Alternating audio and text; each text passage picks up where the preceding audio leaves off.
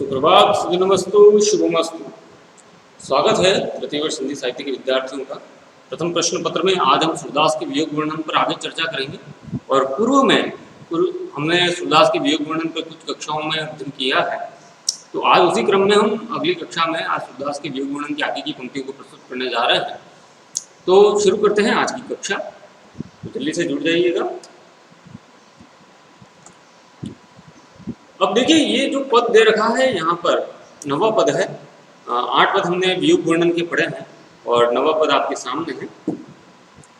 नवे पद में देखते हैं सूरदास क्या कहते हैं।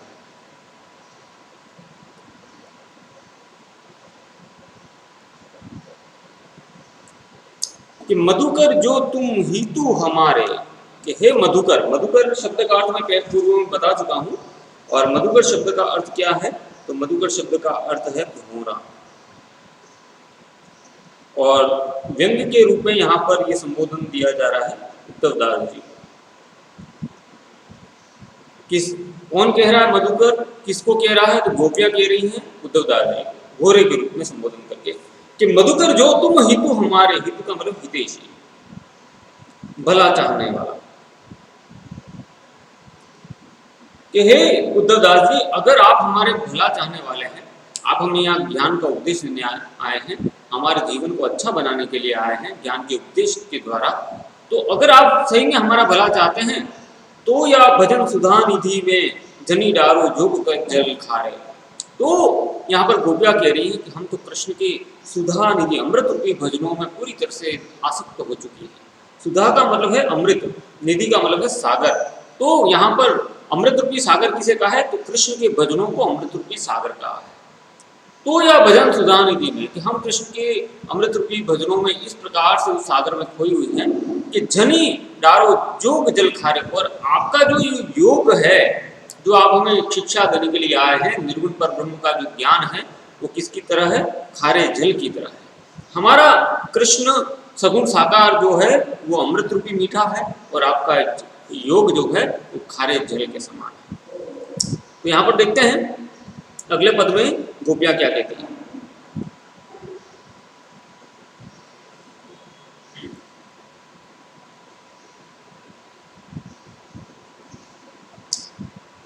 अब देखिए, गोपियां उद्धवदास जी को संबोधित करती हुई आगे कहती हैं कि सुनी सठ रीति सुरभि पैदायक कौन लेता हलफारे। कि सुनी सठ रीति, कि अनेक प्रकार से विचार करने के उपरांत, अनेक प्रकार से सुन करके, अनेक प्रकार से आपकी बातें सुन करके हम सुरभि पैदायक, हम इस सगुण साकार कृष्ण रूपी सुरभि पैदायक जो ग्रहण करने योग्य है, हम उसका पान कर रही हैं। क्यों न लेत हलफारे, क्यों हम उस खारे जल रूपी उस योग का हम आस्वाद करेंगे। जो भयभीत हो तो रज देखत, क्यों बढ़वत अहिकारे। कि अगर हम उस सगुण साकार, हम कृष्ण के प्रेम में अगर कुछ भी हमें भय महसूस होता, जो भयभीत हो तो रज देखत, कि अगर हम अपना कह सकते हैं कि अगर भविष्य असुरक्षित महसूस करती, तो क्यों बढ़वत अहिकारे, तो हम इतना प्रेम में आगे क्यों बढ़ते। निज कृत समझा बेनु दसनन हती धाम धजत नहीं डारे। दसनन का मतलब है भौरा। कि निज कृत समझा बेनु दसनन हती धाम तजत नहीं डारे। तो धाम का मतलब है कमल का पुष्प। ये कमल के पुष्प पर जब भौरा बैठता है, वो जानता है कि बाद में उसकी गति क्या होने की है, उसके प्राण स्वाहा हो जाएंगे, वो अपने प्राणों का त्याग कर देगा, उसके प्राण हर लिए जाएंगे, लेकिन फिर भी वो कमल पर बैठना नहीं छोड़ता। ठीक उसी प्रकार से भले हम कृष्ण से प्रेम कर रही हैं और परिणाम में हमें जो कुछ भी मिल रहा हो, लेकिन हम कृष्ण को त्याग नहीं सकती। हमारी स्थिति उसी दसनन अर्थात भौरे के समान है, जो कमल के रस पर बैठा हुआ कमल रस का पान कर रहा है। इस भय से वो कभी अपना धाम नहीं छोड़ता, उस कमल के पुष्प को नहीं छोड़ता कि उसके प्राण समाप्त हो जाए। सो बल अछत निशा पंकज भ्रमी दल कपाट नहीं तारे। कि सो बल, उसी बल से हम कृष्ण को चाह रही हैं कि अछत निशा पंकज भ्रमी, के जब रात के समय पंकज अर्थात कमल का पुष्प जब बंद होता है, तो भ्रमी अर्थात भ्रमर दल कपाट नहीं तारे, के वो बैठा रहता है और कमल का जो पुष्प है वो अपने कपाट बंद कर लेता है, वो उसको भूलता नहीं है। रे अली चपल मोद रस लंपट कतही कहत बेकार। तो यहाँ पर गोपियां कह रही हैं उद्धवदास जी से कि रे हे उद्धवदास जी, अली के हे सखियों, चपल मोद रस लंपट, कि हम तो कृष्ण के उस रस का, उस अमृत रूपी रसपान, अमृत रूपी रस का आस्वाद करने वाले हैं और उस रस के लिए हम लालायित रहती हैं। कतही कहत बेकाज, कि क्यों उद्धवदास जी तुम व्यर्थ की बातें करते जा रहे हो, कि सुर श्याम छवि क्यों विसरती है नख सिख अंग विराज। और उद्धवदास जी को गोपियां संबोधित करती हुई कहती है कि श्याम छवि के श्याम का जो रूप है उसको हम किसी प्रकार से भुला नहीं सकती, चाहे आप हमें किसी प्रकार का उच्च स्तर का ज्ञान दे दें, लेकिन हम कृष्ण की छवि को अपने हृदय से नहीं भुला पाएंगे। नख सिख अंग विराज, क्यों? क्योंकि नाखून से लेकर सर तक, नख सिख नाखून से लेकर सर तक समस्त अंगों के साथ में भगवान श्री कृष्ण हमारे हृदय में विराजते हैं। तो ये 9वां पद था। अब 10वें पद पर आगे बढ़ते हैं। 10वें पद में गोपियां क्या कहती हैं कि उधो हम हरि कत बिसराय, एक धोस वृंदावन भीतर कर करी पत्र डसाए, सुमीरी सुमीरी गुण ग्राम श्याम के नैन सजल वे आए, बिछुरे पलक किते दिन बीते प्रीतम भय पर आए, विकल पंथ जोगती हम इस दिन कित विरहनी बिरमाए, कि सुरदास तुम्हारे मिलन बिनु मदन के तास। उद्धवदास जी को कहती है गोपियां कि उद्धवदास जी, हम हरि कत बिसराए, कि हमने हरि को कब भुलाया, हम हरि को भुला ही नहीं सकते। पहली बात, भले हरि हमसे दूर है, कान्हा हमसे दूर है, कृष्ण हमसे दूर है, लेकिन ये दूरी, ये वियोग भी कृष्ण को हमारे मन से निकाल नहीं सकता। हम कृष्ण को कभी भूल नहीं सकते। एक धोस, धोस का मतलब है आशा, कि इस पूरे वृंदावन के भीतर एक आशा है कि कृष्ण फिर आएंगे। कर करी पत्र रसाए, कि हमने अपने हाथों से कृष्ण को पत्र भेजे हैं और उन्हीं पत्रों के आधार पर हम ये आशा करती हैं, पूरे वृंदावन में ये आशा है कि कृष्ण फिर आएंगे। कि सुमेरी सुमेरी गुण ग्राम श्याम के, और कृष्ण के उन गुणों का स्मरण करते करते, ये सारा जो घाव है वो कृष्ण के गुणों का स्मरण करते करते नैन सजल गए, सभी के नेत्रों में देखो आप आंसू आ चुके। वो कृष्ण से कितना प्रेम करते हैं, कृष्ण से उन्हें कितना प्रेम है, ये इस बात का प्रमाण है कि कृष्ण का स्मरण करते करते सबकी आंखें भीग चुकी हैं। कि बिछुरे पलक कितने दिन बीते, कि कृष्ण हमसे अलग हुए हैं, वहां वो हमें छोड़कर मथुरा चले गए हैं और न जाने कितने दिन बीत चुके हैं, लेकिन हमने पलक नहीं झपकाई। प्रीतम भय पर आए, लेकिन हमारे जो प्रिय अर्थात कृष्ण हैं, लगता है वो हमसे पराय हो चुके हैं, उन्होंने हमसे नाता तोड़ दिया है। विकल पंथ जो वही हम निस दिन, और अब हम क्या कर रहे हैं? विकल का मतलब बेचैन होकर, बेचैन होकर के पंथ रास्ता देख रही हैं, जो वही हम निस दिन, रात दिन हम कृष्ण का रास्ता देख रही हैं, बेचैन हो करके। कित विरहणी बिरमाए, और किस प्रकार से ये जो विरहणियां हैं वो अपना जीवन जी रही, कृष्ण को याद करते हैं। कि सुरदास प्रभु तुम्हारे मिलन बिनु मदन के तास। सूरदास कह रहे हैं कि हे प्रभु, तुम्हारे मिलन के बिना मदन के ताप सताए। मदन का मतलब होता है कामदेव, कामदेव अर्थात प्रेम के देवता, और प्रेम के देवता कामदेव के द्वारा हमें सताया जा रहा है। और क्यों सताया जा रहा है? क्योंकि हमें तुम्हारा मिलन का सानिध्य प्राप्त नहीं हो रहा, न हमें तुम्हारे दर्शन। 11वां पद देखते हैं।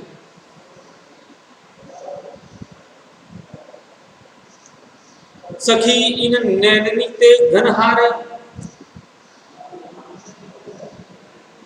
बिनु ही ऋतु बरसत निस दिन, सदा सजन दो उतारे, उर्द श्वास स्मृत तेज अति सुख अनेक द्रुम डारे, बदन सदन में बसे बचन खग ऋतु पावस के मारे, ढरी ढरी गुंद परत कंचुकी पर मिली अंजन सोकारे, मान हो शिव की परम कुटी बीच धारा श्याम मीनारे, सुमीरी सुमीरी गर्जत अरुछाण असुर शैल बहुधारे, बूढ़त ही ब्रज ही सुर को राखे बिनु गिरधर धर प्यारे। आगे उद्धवदास जी कह रही हैं, उद्धवदास जी को गोपियां कह रही हैं कि सखी इन नैननी के गनहारे, हे सखी इन नैननी, इन आंखों के आगे तो बादल भी हार चुके, बादलों ने भी हार मान ली इन आंखों के आगे। क्यों? ऐसा क्या है कि आंखों के आगे बादलों ने हार मानी। बादलों का काम क्या है? बरसना, पानी बरसाना। और आंखें भी कृष्ण की याद में, कृष्ण के वियोग में निरंतर बरसती जा रही है। तो वो बादल तो कभी कभी बरसते हैं और बरस के समाप्त हो जाते हैं, लेकिन इन आंखों से निरंतर अश्रु वर्षा हो। जब जाकर गोपियां कहती उद्धव दादी से कि बिनो ही ऋतु बरसत, के बिना ऋतु के ही ये जो आंखों रूपी बादल हैं उनसे निरंतर पानी बरसता रहता है और निसी बासर रात दिन बरसता रहता है। सदा सजल दो तारे, और ये दोनों जो तारे हैं, आंखें हैं, वो हमेशा सजल, जल के साथ अर्थात आंसू में भीगी हुई रहती है। उर्द श्वास समित तेज अति सुख अनेक दृढ़, और उर्द श्वास और लंबी लंबी श्वास चलने लग गई है कृष्ण को याद करते करते। सुख अनेक दृढ़, और सुख रूपी अनेक द्रुम का वृक्ष जो है वो गिर चुके हैं। बदन सदन में बसे वचन खग, ऋतु पावस के मारे, और बदन सदन और शरीर रूपी उस घोंसले में बस रहे हैं वचन खग, शब्द रूपी जो पक्षी हैं वो शरीर रूपी घोंसले में बसे हुए हैं ऋतु पावस के मारे, और उस ऋतु पावस के, बरसात की ऋतु के मारे अपना जीवन जी रहे हैं। भीगे हुए हैं वो, ढरी ढरी बूंद परत कंचुकी पर, और आंखों से टपकने वाली आंसू की जो बूंदे हैं वो कंचुकी पर गिर रही हैं। अब किससे मिलकर गिर रही हैं? मिली अंजन सोकारे, और वो आंसू का जो जल है काजल के साथ मिलकर के काला काला जो जल है वो कंचुकी पर गिरता जा रहा है। और उसे देखकर गोपियां कह रही हैं कि ऐसा लगता है मानो, उत्प्रेक्ष अलंकार है कि मानो शिव की परम कुटी बीच धारा श्याम निनारे, के शिव जी के बीच में गंगा जी की पावन धारा मानो बह रही है। कि सुमीरी सुमीरी गर्जत, कि कृष्ण को सुमीरी सुमीरी याद कर करके हम क्या करती हैं? बादलों की तरह गर्जना करती हैं, और शुरू सलील बहुधारे, और हमारी आंखों से जो है आंसू नदी की धाराओं के समान, बहुत सी धाराओं के समान बहते रहते हैं। गूढ़त ब्रज ही, और लगता है कि उन आंसुओं से, उन आंसुओं के जल से गूढ़त डूब जाएगा, डूब जाएगा। क्या डूब जाएगा? ब्रज ही, ये सारा ब्रज प्रदेश डूब जाएगा। सुर को राखिए बिनु, सुर का मतलब यहाँ पर कृष्ण से है। कृष्ण अगर नहीं आए, कृष्ण ने रक्षा नहीं की, तो ये सारा ब्रज प्रदेश उन आंसुओं की बाढ़ में डूब जाएगा। गिरिवर धर प्यारे, हे गोवर्धन पर्वत को धारण करने वाले परमात्मा, तुम शीघ्र आकर के इस ब्रज प्रदेश की रक्षा करो। तो बड़ी सुंदर पंक्तियां थी।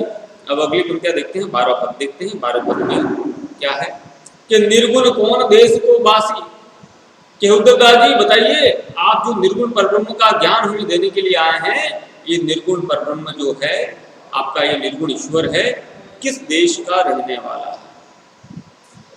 वासी अर्थात रहने वाला। मधुकर कहीं समझाई सुहदे बुझत सांच नहासी, के यहाँ पर उद्धव जी को गोपियां कह रही है कि हे मधुकर, अर्थात हे उद्धव जी, हमें बताइए, कहिए, हमें, हमसे कहिए, हमें समझाइए। सोहदे, हम आपको सुगंध देती हैं। बुझती, हम इस निर्गुण परब्रह्म के बारे में सोच रही हैं। सांच नहासी, लेकिन हमें किसी प्रकार की सत्यता उसमें समझ में नहीं आ रही। तो आप समझाइए उद्धव जी, ये निर्गुण आपका ईश्वर कैसा है? कि कौन है जनक, कि उद्धव जी बताइए कौन इसका पिता है? जनक का मतलब पिता। कौन है जननी, कौन इसकी माता है? कौन नारी, कौन इसकी पत्नी है? को दासी, और इसकी दासियों का नाम क्या है? केसो बरन, इसका रंग कैसा है? बरन का मतलब रंग। इसका रंग कैसा है? भेष है केसो, ये कैसे कपड़े पहनता है? इसका भेष कैसा है? कैसा रूप है? के ही रस्म अभिलाषी, और उसे क्या करना अच्छा लगता है? पावे गो पुनि कियो आप जोरे करें उपास।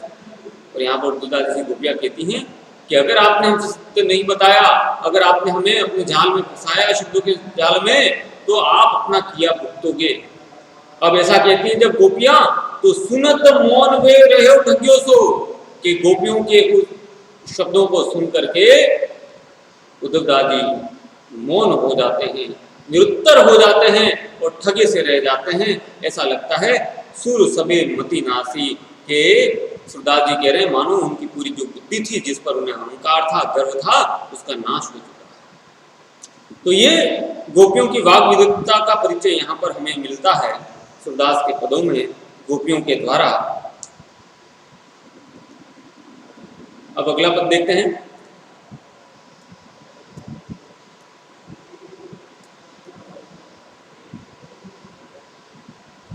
तेरहवां पद। अब 13वें पद में गोपियां फिर से अपनी बात प्रकट करती हुई उद्धवदास जी से कहती हैं कि कौं ब्रज बाचत नाही पाती,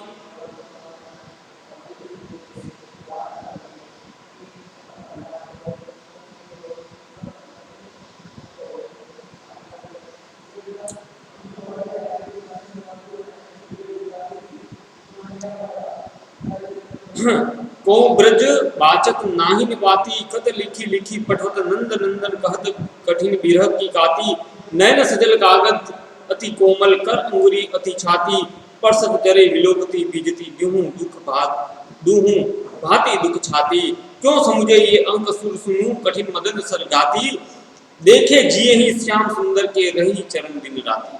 तो यहाँ पर कृष्ण के वियोग में गोपियां कह रही हैं उद्धवदास जी कि कौन ब्रज बाचत नाही पाती, कि हम ब्रज भूमि के जितने भी लोग हैं वो कृष्ण को याद कर रहे हैं, कृष्ण के वियोग में आंसू बहा रहे हैं। कि जितने भी कोई भी ब्रज में ऐसा नहीं है जो बचा हुआ हो, जो कृष्ण को याद नहीं कर रहा।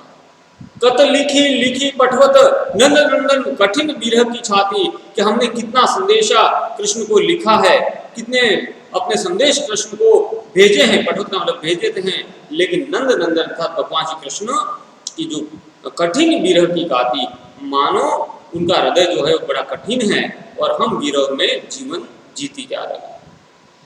कि नयन सजल, कि हमारी दोनों आंखों से निरंतर आंसू बहते रहते हैं, कागज अति कोमल, और जिस पर हम अपना संदेशा लिख रही हैं वो कागज जो है वो बड़ा कोमल है, कर अंगुरी अति ताती, और कर अंगुरी और हाथ की अंगुलियों से हम बड़े सावधानी पूर्वक उस पत्र को लिखते हैं। पर सत जरे विलोकती बीजती, और जैसे ही आंखों से निरंतर आंसू बहते रहते हैं और वो आंसू जो है उस कागज पर न चाहते हुए उस कागज को भिगो देते हैं। विलोकत बीजती, बीजती का मतलब भीग जाते हैं वो कागज, दुहु भांति दुख जाती, और दोनों प्रकार से हमें दुख की अनुभूति हो रही है।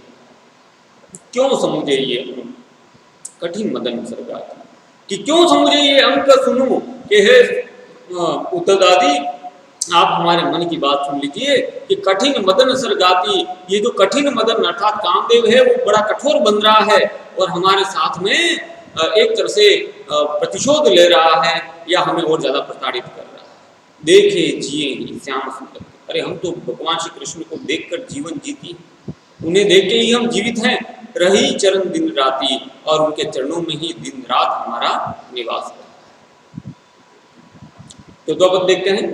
14वें पद में गोपिया क्या कह रही कि उर में माखन चोर गड़े, कि उद्धवदास जी मेरे हृदय में माखन चोर गड़े हुए, कि कृष्ण हमारे हृदय में गड़े हुए हैं, अंदर तक गड़े हुए हैं, अब कैसे हूं निकल, और आप हमें निर्गुण प्रगुण का ज्ञान देने आए, हम उस ज्ञान को ग्रहण भी करें तो पहले कृष्ण को निकालना है, और कृष्ण इस प्रकार से गड़े हुए हैं तो उनको हम कैसे निकालें। क्यों, तो तिरछे हूं जे अड़े, क्योंकि वो तिरछे होकर के अड़ चुके, तो चाहकर भी खींचने पर भी नहीं निकले। जदपि अहिर जसोदा नंदन तद्भी न चाह, कि जदपि फिर भी वो अहिर का छोरा, वो यशोदा का पुत्र, तद्भी न जात छड़े, किसी प्रकार से हम उसे छोड़ नहीं सकते। वहां बने जदुवंश महाकुल हम ही ने लगत बड़े, और वो यदुवंशी का छोरा भगवान श्री कृष्ण हम ही लगत बड़े, और वो हमारे उस हृदय में पूरी तरह से वास कर चुका है। वो वसुदेव देव की है को ना जाने न पूजे, कि हम नहीं जानती कि वो वासुदेव का पुत्र है या देवकी का पुत्र है। सुर श्याम सुंदर बिन देखे और न को तुझे, कि हे उद्धवदास जी उस श्याम सुंदर को देखे बिना हमें और कुछ भी सुहाता नहीं है, न और कुछ हमें समझ आता। 15वां पद देखते हैं। ऊधो मन नाही 10-20। उद्धवदादी सुन लीजिए कि हमारे पास सिर्फ एक मन है और वो भी हमने कृष्ण को समर्पित कर दिया है, कि हमारे पास 10-20 मन नहीं है। कि मन ना ही 10-20, एक मन था, सो गए, वो भी चला गया। किसके साथ? श्याम संग, कृष्ण के साथ चला गया। वो आराध्य ईश, और वही हमारा आराध्य और ईश्वर। भई अति शिथिल सबे माधव बिनु। और जितनी भी ये गोपियां हैं ब्रज प्रदेश की, वो सब अब शिथिल हो चुकी हैं, थक चुकी हैं। किसके बिना? कृष्ण के बिना। जथा देह बिनु शेष। और ऐसा लगता है कि हमारी जो देह है वो बिना सर की हो चुकी है। श्वासा अटकी रही आशा लगी। हमारी श्वास अटक चुकी है कृष्ण की आशा में, और सिर्फ यही आशा लगी हुई है कि कृष्ण फिर आएंगे। जीव ही कोटि बरिस। और हमारा जो जीव है वो पूरी तरह से जल करके राख हो चुका है। तुम तो सखा श्याम सुंदर, हे उद्धवदादी, तुम तो कृष्ण के सखा हो, सकल जोग के ईश, और सारा ये योग है उसके ईश्वर हो। सूरदास कह रहे हैं, रसिकन की बतियां पूर्व मन जगदीश के, लेकिन हम उस जगदीश की अर्थात जगत के ईश अर्थात भगवान श्री कृष्ण की आराधना करते हैं, क्योंकि वही हमारे मन में हमेशा से वास करता है, विराजता। तो विद्यार्थियों, आज की कक्षा के लिए इतना ही। अगली कक्षा में फिर हम दूसरी पदों के साथ उपस्थित होंगे। तब तक के लिए आपका धन्यवाद।